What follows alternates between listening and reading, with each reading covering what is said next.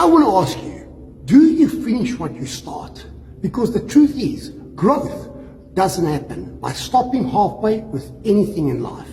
Growth happens when you make a decision, mentally, emotionally, and physically, to take that one more step towards the future that you've been dreaming of. It happens in the gym when you push past the last rep. It happens in your mind when you silence your doubts and you choose discipline and consistency with whatever you do. It happens in your heart when you refuse to let your emotions control your direction of the future that you've been dreaming of. So every time you finish what you start, you prove to yourself that you are capable of more than you thought.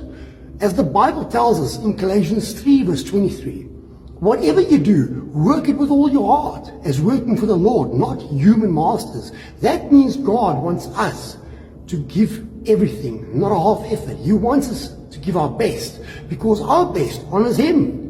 In my life, I believe personally, Father God wants us to grow in every area of our life. So stop holding yourself back and stop making excuses to give your absolute best and trust Him with the rest of every decision that you're going to make. So today, I want you to decide physically to show up, mentally to stay focused, and emotionally to stand strong and to believe in Father God being with you every step that you take towards the person that you were meant to be.